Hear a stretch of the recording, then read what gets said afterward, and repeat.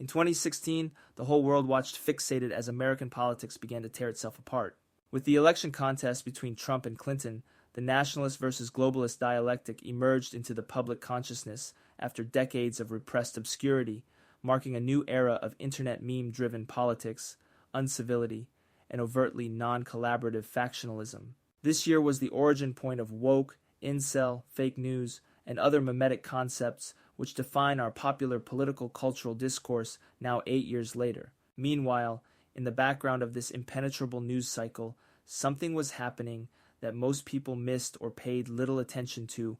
Independent businessman and journalist Zoltan Istvan's scarcely reported presidential campaign, which ran against both Trump and Clinton on an explicitly transhumanist platform. His stated goals were to end mortality by technological means, remove everyone's digestive system surgically, replace digestion with solar power, and turn the human population into cyborgs. Zoltan traveled around advocating this platform on a tour bus painted as a coffin, dubbed the Immortality Bus. After receiving little media attention as a third-party candidate and even less voter attention, he would later turn toward competing for a spot in the more established parties in subsequent election cycles, first the Libertarians and then the Republicans, without increased success. To the casual average American observer of 2016, Zoltan's campaign and ideas were so extreme and bizarre and apparently undesirable to a normal person that they might seem to have come out of nowhere, drawn from random fantastical inspiration or even madness.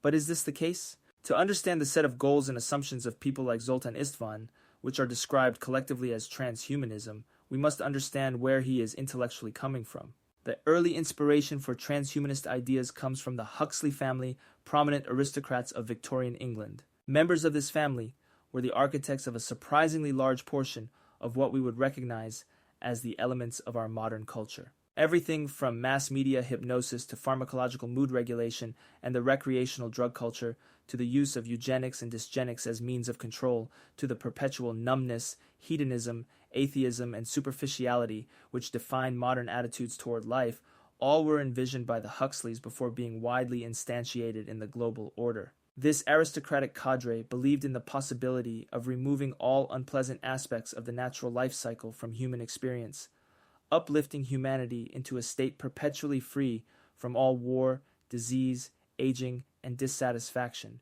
Modernity was conceptualized in their literature as a transitional phase, a stage of worldwide dissatisfaction which would be justified by a more perfect and orderly future. Once the American Empire took the place of the British Empire after the Second World War, the computer science culture of California took over the mantle of transhumanism, and with the technology developed during the war, they started working out the logistics of the transhumanist project into a feasible plan. Ray Kurzweil, a pioneer of text-to-speech technology and one of the key proponents of transhumanism in the late 20th century, published The Age of Intelligent Machines, The Age of Spiritual Machines, and other works of transhumanist thought, which elaborated on his predictions and his vision for the future.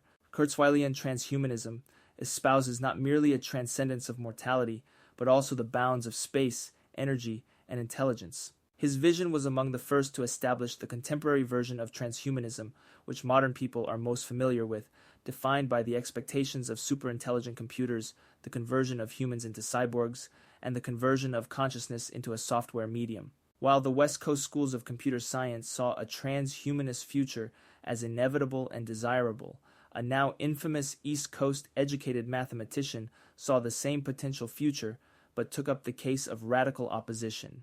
This was Ted Kaczynski, better known as the Unabomber terrorist. His case against technological development was based on the assumptions that human obsolescence is an inevitable and also undesirable result of industrial and technological advancement, essentially an inversion of transhumanist thinking. While Kaczynski's subsequent campaign of terrorism was intended to bring public attention to his neo-Luddite arguments for deindustrialization, its actual effect was to set back the neo-Luddite half of the transhumanist discourse outside the bounds of public attention. The result was that his arguments, and by extension the case against transhumanism generally, was treated as a curiosity, or merely as a study in extremism for the next several decades. In his 1999 book, The Age of Spiritual Machines, Kurzweil explicitly takes up the dialogue against Kaczynski's case. His primary rebuttal to Kaczynski is simply that the exchange of the pre-industrial world for the Industrial Revolution cannot be refunded, which is not an argument from ideals and values as Kaczynski's might be considered,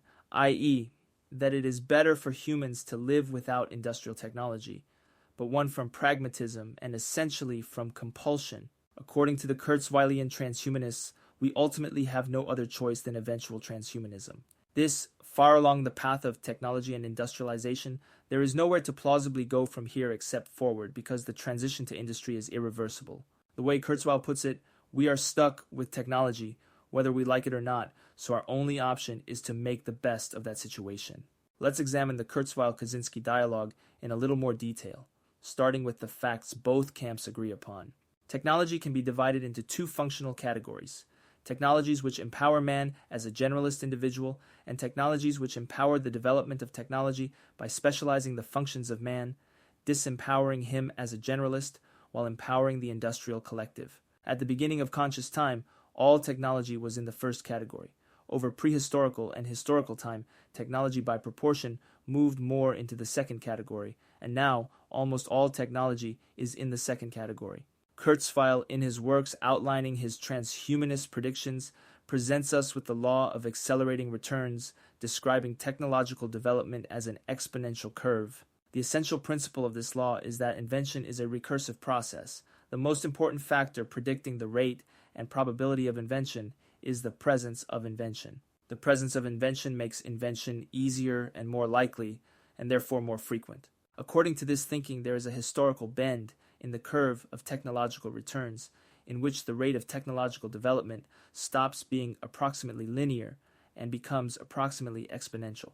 This bend in the curve of accelerating returns should hypothetically coincide with the technological tipping point of specialization, in which technology ceases to optimize the general functions of individuals and starts to optimize the specialization of individuals' functions and the development of further technologies. Where exactly this point falls in history is somewhat open for debate, and we could further say that it varies regionally and is more of a point in the abstract scale of development than a point on the actual historical timeline. We might look to a more contemporary and currently more prominent proponent of transhumanism, Yuval Noah Harari, for this answer, which according to his work would be the advent of settled agriculture. In addition to being a proponent of Kurzweilian transhumanism, Harari is also currently best known for his association with the World Economic Forum and as an advocate for global governance by managerial algorithms and globalized technocracy in general.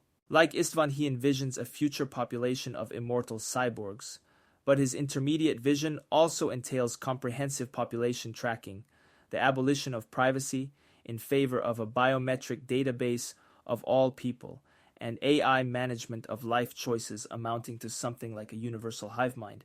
Recently, he has also published warnings about the implicit dangers of superintelligence and machine autonomy to the survival of the human species, which might put him into a less optimistic camp of thought than the Kurzweilian transhumanists. His now famous wheat bargain hypothesis suggests that the transition to farming represents the point at which humans stopped acting toward their individual empowerment and start acting on behalf of a system beyond their control. The evidence is direct changes to human bodies attributable to this change in lifestyle, including poorer health outcomes, increased frequencies of disease and dental decay, shorter statures, shorter lifespans, and poorer economic conditions for individuals. According to this thinking, the historical result of the advent of farming was that certain strains of seed grasses proliferated successfully while evolving into more robust versions of themselves, and the humans who grew them became weaker, poorer, and less happy. We might say, based on this evidence, that past a certain tipping point, Kurzweil's law of accelerating returns has an emergent law attached to it, that of diminishing returns for individuals, as the accelerating returns translate into more individuals with poorer quality outcomes and less empowerment. Both the pro- and anti-transhumanist camps would agree up to this point.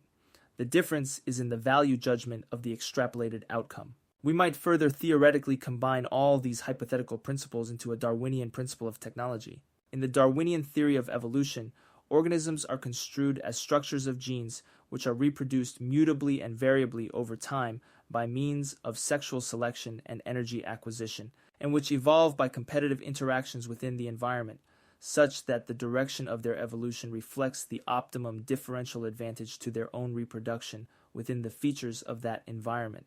If we look at technologies as structures of material mechanisms which reproduced mutably and variably over time by means of human design and production, and evolve by competitive interactions within the environment of human civilization, we can predict that their evolution will reflect the optimum differential advantage to their own reproduction within the features of the civilization that produces them. In the generalist phase of history, the Darwinian advantage to the technology coincides with the Darwinian advantage to the human.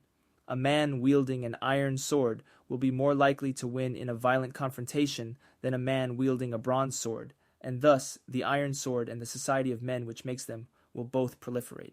Past the technological tipping point of specialization, the Darwinian advantage to the technology begins to surpass the advantage to the individual human operator. A man entering into an unconstrained battle of modern ballistics and explosives, as an extreme example, faces a much higher threat of mortality and a reduced chance of outsized success compared to a man entering into a battle of swords and arrows, and thus his chance of Darwinian proliferation is reduced by the advancement of weapons technology.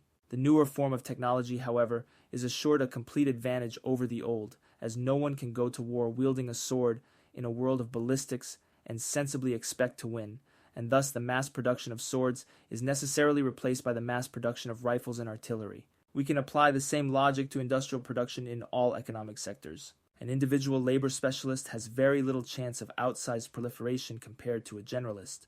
The only way to improve his production vastly over his competitors is by technological advancement, rather than by his own variable success, as his success is determined by the same technological processes which are used by every other specialist in his labor sector. By the Darwinian principles of technology, in which the competition between human societies forms the competitive environment for technologies, the evolution of technology becomes the operative factor in determining the competitive success of societies, and thus technology tends to accommodate technology and favor the advantage of technology over the advantage to the human more and more over time. As in the case of the wheat bargain, we can see the manifestation of this differential advantage over time in directly visible results, as our technologies tend to grow more elegant, efficient, sophisticated, and robust, while the average human becomes more sick, weaker, and less functional. The logical conclusion of Harari's wheat bargain hypothesis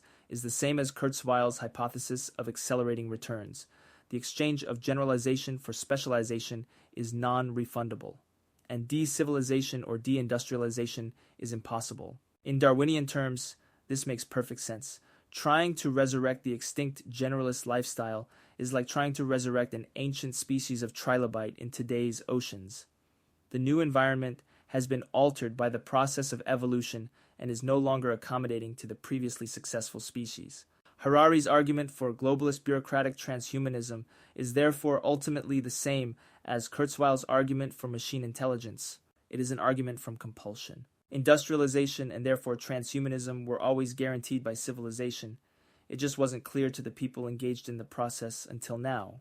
The counter-argument from neo-Luddites is one from humanism and an ideological rather than economic value judgment of life. They argue that industrialization is reversible at a tremendous civilizational cost, but that the cost is worth paying in order to re-empower the human individual. Currently, the pro-transhumanist side of the argument, while getting little attention from the public and media, is winning both in terms of elite persuasion in the discourse and in practical terms. Returns accelerate for industrial systems, and the outcomes for individual humans get worse and worse. To this date, several of Kurzweil's predictions have come true, and several of Kaczynski's predictions also have come true. Leaders in society are now forced to reckon publicly with the threat of looming artificial intelligence, and the discourse between neo-Luddites and transhumanists begins to re-emerge from behind the veil of obscurity and censorship, as aspiring transhumanists like Istvan, Kurzweil, and Harari seek to drive us relentlessly toward their goals of immortality and hive-mindedness. So who is right? The transhumanists, who say that we must go forward with the advancement of technology towards immortality and machine intelligence, or the neo-Luddites, who say we must go backward toward a generalist lifestyle? If we judge by the majority results, things are inarguably getting worse for normal people as they get better for technology and technologists. The value assessment of the Neo-Luddites holds up to factual scrutiny in this regard. In the early stages of history, a successful generalist or even a successful early labor specialist could expect a thriving family, community, a home, and plenty of accessible land in which to live. In our era of 2024, a modern worker can likely expect no family, no home ownership, no community, and almost no accessible land. Even if the advancement of specialized technologies might viably result in immortality, transcendence, or increased freedom for the wealthiest few among the capital ownership class, for the majority these technologies indisputably have resulted in the opposite outcomes: less freedom, less free time, and less happiness and fulfillment in life. We are entering a world in which everything that made life worth living is eroded away or destroyed in order to satisfy the hope for a very few people to live forever. If we equate that which is evil to that which is tyrannical, greedy, unfair, and domineering, it is obvious that specializing technologies are evil. Phone bad is a popular meme in our internet culture, which sarcastically suggests that people who dislike our modern lifestyle and technology are simplistic or reductive or naive in their thinking. But if we look at the functional effect of smartphones, which is to make people angrier, lonelier, poorer, more distracted, and to prevent them from forming meaningful relationships, it becomes obvious that phones are not just bad, they are evil. And likewise, the internet is evil, computers are evil, and specializing technologies more broadly are evil. Those who are not elite capital owners can expect only two possible outcomes from the further advancement of these technologies. They will either rob us of our remaining dignity and humanity, or we will somehow find a way, probably at extreme economic and human cost, to go back to generalist technologies and revert to a way of life which empowers the human over the device. In closing, let us re-examine the story of Zoltan Istvan and work through the terminological implications of the Immortality bus, which is the icon of Istvan's campaign, but also a well-chosen metaphor for his movement generally. The point of the campaign vehicle's name and iconic paint job is to symbolically invite the public to climb aboard the ideological bandwagon of the transhumanist project aboard the Immortality bus. A bus is the kind of technology which only exists in a specialist trending society. An immortality motorcycle, or an immortality steed, for example, might imply limitless freedom, reckless acceleration, an element of danger, and probably in this sense it is a more apt descriptor of some aspects of the Immortality project. On a bus, no one is free, not the passengers certainly, because they are not operating the vehicle or controlling the destination, and also not the driver, because he can only go where the passengers are prescribed or expected to go. Typically, the bus can only be accessed or departed at designated, specified stops, and every aspect of the function of a bus is regulated, typically according the designs and desires of neither the passengers nor the operator, but of the owner. Almost never, in the case of a bus, is the owner the same person as the operator or the rider. A bus is not commissioned typically by private individuals. They are used by companies and governments to transport workers, students, or prisoners, all of whom are plural units with designated functions. In our modern society of mass transit and cubicles and screens, now familiar to all of us though unthinkable to our generalist ancestors, most situations of being on a bus are situations which most people would rather not be in. In a transhumanist society likewise, although some people, namely the capital owners, may be in existentially preferable situations, most will not. Accounting for the results of previous specialization bargains, we should view the immortality bargain the same way as the agricultural bargain or the industrial bargain, and expect the majority will be impoverished for the sake of the enrichment of the very few, except in this case, when the stakes of impoverishment amount to the terms of existence itself, the scale of potential suffering extends beyond what any previous generation could imagine. If you want an image of this future, simply imagine riding the bus or the highway to work, like you do now, and performing superficial or superfluous functions, like you do now, and wishing things were structurally different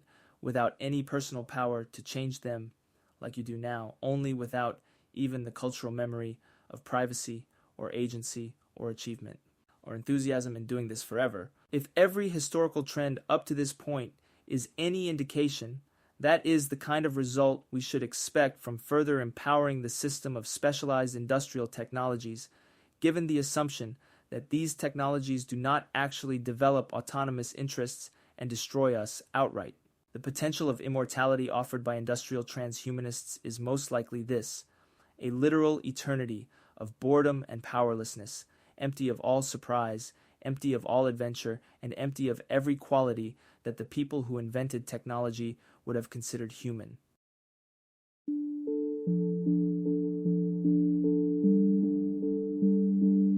On this channel, we never leave you with definite answers, only deeper questions. For now, consider these. Is transhumanism deserving of more attention as a political issue, or are the issues more commonly talked about in politics more important? Secondly, is the prospect of eternal life worth the prospective price of eternal enslavement? And lastly, if history can accurately be described as an evolutionary contest between humans and technologies, who should win that contest, humans or technologies?